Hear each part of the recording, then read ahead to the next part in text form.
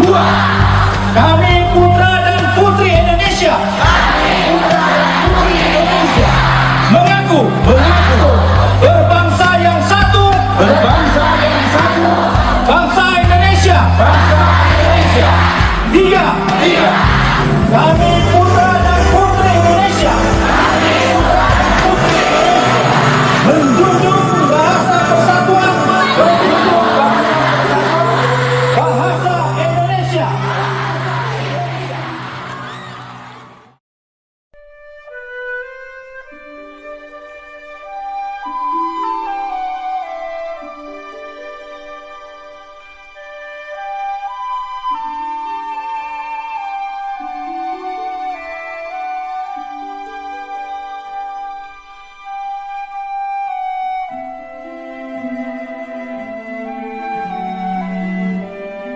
Halo teman-teman, selamat datang kembali di channel Fakta Dunia Story.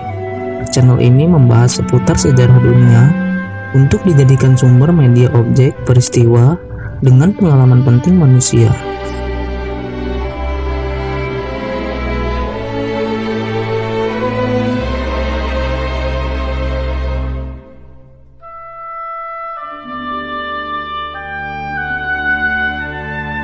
Tapi sebelum lanjut ke pembahasan, silahkan klik tombol subscribe dan jangan lupa aktifkan loncengnya agar channel ini dapat terus berkembang dan memberikan informasi bermanfaat lainnya.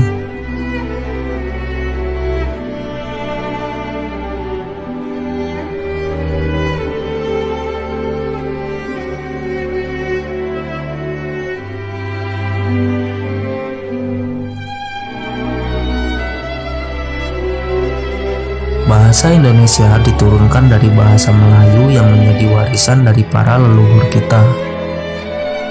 Ini berarti bahwa penelaah bahasa Indonesia perlu dimulai dari penelaah bahasa Melayu. Bahasa Indonesia tumbuh dan berkembang dari bahasa Melayu, yang sejak dahulu sudah dipakai sebagai bahasa perantara atau yang dikenal lingua franca. Bukan saja dari Kepulauan Nusantara, melainkan juga hampir di seluruh Asia Tenggara. Pertanyaannya yang mungkin timbul adalah kapan sebenarnya bahasa Melayu mulai dipergunakan sebagai alat komunikasi. Berbagai batu bertulis prasasti kuno yang ditemukan seperti prasasti Kedukan Bukit di Palembang pada tahun 683, prasasti Talang Tuo di Palembang pada tahun 684, prasasti Kota Kapur di Bangka Barat pada tahun 686, dan prasasti Karangbrahi antara Jambi dan Sungai Musi pada tahun 688 yang bertulis Pranagari dan bahasanya bahasa Melayu kuno, memberi petunjuk kepada kita bahwa bahasa Melayu dalam bentuk bahasa Melayu kuno sudah dipakai sebagai alat komunikasi pada zaman Sriwijaya.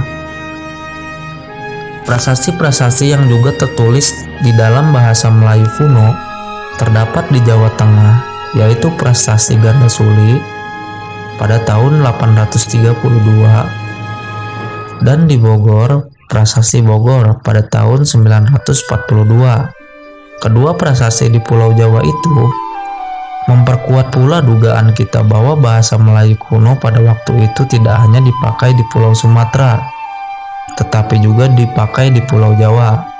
Pada perkembangan selanjutnya, bahasa Melayu diangkat menjadi bahasa Indonesia pada tanggal 28 Oktober 1928. Para pemuda Indonesia mengikrarkan Sumpah Pemuda.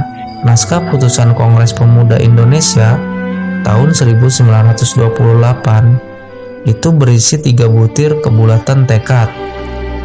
Pernyataan pertama, kami putra dan putri Indonesia mengaku bertumpah darah. Yang satu, tanah Indonesia, adalah pengakuan bahwa pulau-pulau yang bertebaran dan lautan yang menghubungkan pulau-pulau yang merupakan wilayah Republik Indonesia sekarang adalah satu kesatuan tumpah darah yang disebut tanah air Indonesia. Pernyataan kedua, kami putra dan putri Indonesia mengaku berbangsa yang satu, bangsa Indonesia. adalah pengakuan bahwa manusia-manusia yang menempati bumi Indonesia itu juga merupakan satu kesatuan yang disebut bangsa Indonesia. Pernyataan yang ketiga, kami putra dan putri Indonesia menjunjung bahasa persatuan bahasa Indonesia. Tidak merupakan pengakuan berbahasa satu, tetapi merupakan pernyataan tekad kebahasaan yang menyatakan bahwa kita, bangsa Indonesia, menjunjung tinggi bahasa persatuan, yaitu bahasa Indonesia. Dengan diikrarkannya Sumpah Pemuda, resmilah bahasa Melayu yang sudah dipakai sejak pertengahan abad ke-7 itu menjadi bahasa Indonesia.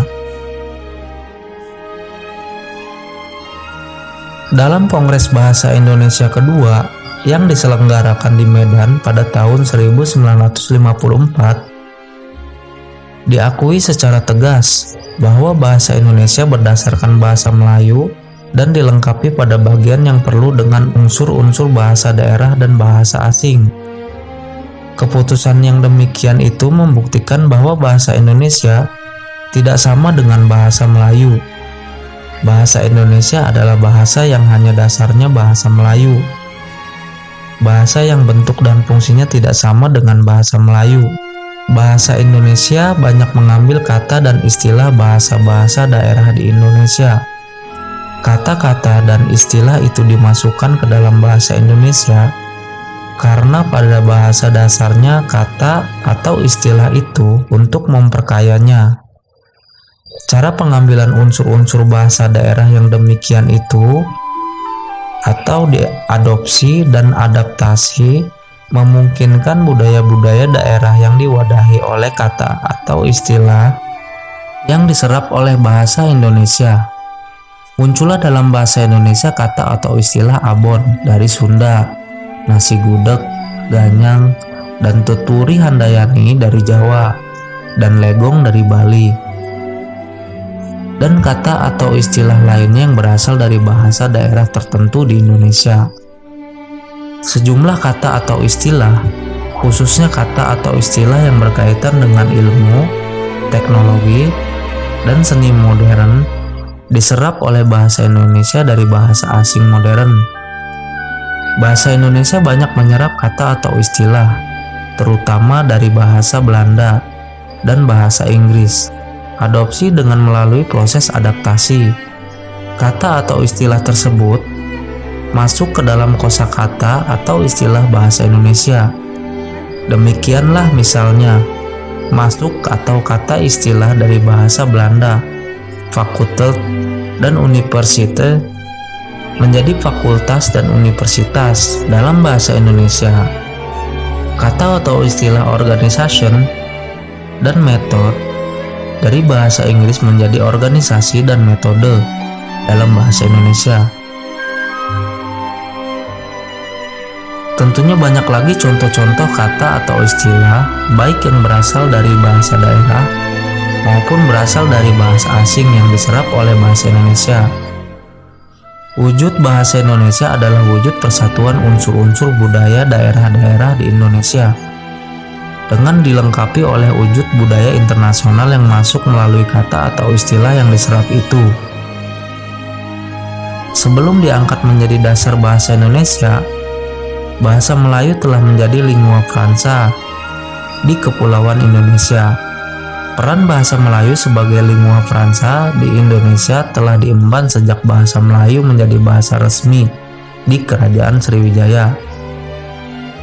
Selain sebagai bahasa resmi Kerajaan Sriwijaya, bahasa itu berfungsi sebagai bahasa pergaulan, bahasa perdagangan, dan bahasa budaya termasuk bahasa dalam dunia pendidikan. Fungsi bahasa Melayu sebagai lingua franca dapat dibuktikan dari tersebarnya bahasa Melayu, baik secara vertikal maupun horizontal. Persebaran bahasa Melayu secara vertikal dibuktikan bahwa bahasa itu digunakan oleh lapisan masyarakat Indonesia yang paling bawah sampai ke lapisan masyarakat Indonesia yang tertinggi. Tersebarnya bahasa Melayu secara horizontal berarti bahasa Melayu telah dikenal oleh daerah-daerah di Indonesia seperti di Jakarta menjadi dialek Jakarta, di Bali dialek Melayu Loloan, di Lombok dialek Melayu Ampenan. Dilihat dari sifatnya, bahasa Melayu bersifat demokratis. Bahasa Melayu tidak memiliki taraf atau tingkatan yang tajam, seperti halnya yang terdapat dalam beberapa bahasa daerah di Indonesia, yaitu bahasa Jawa, Sunda, Madura, Bali, dan Sasak. Sifat bahasa Melayu yang demikian itu sesuai dengan jiwa perjuangan bangsa Indonesia yang cita-citanya membangun masyarakat demokratis, adil dan makmur material dan spiritual. Demikianlah sehingga bahasa yang diangkat menjadi bahasa persatuan Indonesia. Bahasa Indonesia adalah bahasa Melayu.